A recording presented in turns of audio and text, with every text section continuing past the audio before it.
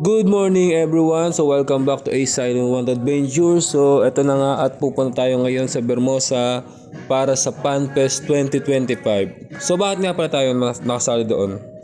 So here's the main reason kaya tayo nakasali doon. So si Ate Amy, minention tayo dito sa FanFest Run 2025. So pinalo lang natin yung guide here and mechanics. So like and follow the page. Yan yung unang step. Then join on the Viber community. So third, like and comment on the post. Then pang-fourth is share the post. So that's the reason kaya tayo napasali dito sa FanFest 2025 is naging winner tayo. So ito nga pala yung mga winner ng time na yon. So for winner yung nakasali dito sa FanFest Run 2025, Emily Lumput, Patricia Del Rosario Ligayo, Lavienia Tito, Kong Ay Alonso. So yun, pangapat tayo doon. So ayun, to make the story short, so nanalo nga tayo, and ang di ko alam is May 4 na pala yung event. So wala tayong proper training, wala tayong proper sleep kasi nga from work, OC tayo, which is opening, closing tayo on that time before the event. Then nung oras na tayo makakauwi ng bahay. Pero laban, kasi ito yun sponsor siya by, so mga hindi pa nagpa-follow, subscribe dyan, share. So ano pa hinihintay nyo? Punta na kayo sa page natin, follow na. So here's the time na nag-claim na tayo ng kit bago mag-start ng race. So maya start na yung race. So kita hits. So maya mag-i-start na yung 16 kilometers. Then next ang 10 kilometers, doon tayo kasali sa kategoryeng 10 kilometers. Then next ang 5 kilometers. Then the rest is 3 kilometers na. So ayan, wala tayo masyadong tulog pero kailangan labanan kasi nakakaya naman kung di natin tatapusin yung event. Siyempre, blessed din tayo ng time na yan kasi isa tayo sa nakuha at napili na sponsoran ng Pass 8. So here we go na sa pila, papunta na tayo. So kaway-kaway muna kay Ate Amy dyan. Then sa lahat ng participant, yun, good luck sa atin and sana matapos natin yung goal natin dito sa FanFest Run 2025. On that time na nga pala yung inaayos ko yung camera ko para sana mabidyohan ko yung pagtakbo. Kaso nga lang, nakalimutan ko naman siya i-charge nung gabi kasi nga bagong bili ko pa lang siya. So yun, ayan lang yung video na nakuha ko. Start and yung nagsimula na yung run natin.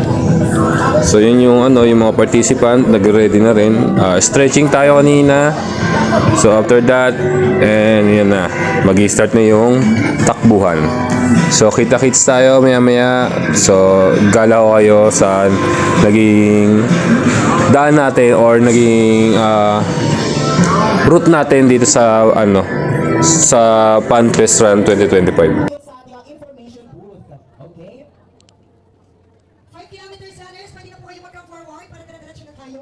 Right after the warm-up.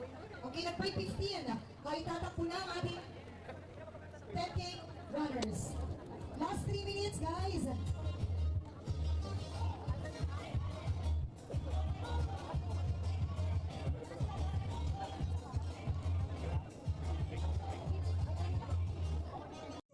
So here we go na nga. Ayan. Medyo nakalaylay na tayo doon sa nasa 2 kilometers din yata yung mahigit yung tinakbo natin, 2 to 3 kilometers. So nag-video lang ako dito, yan, para pakita sa inyo, share sa inyo yung route na dinadaanan natin.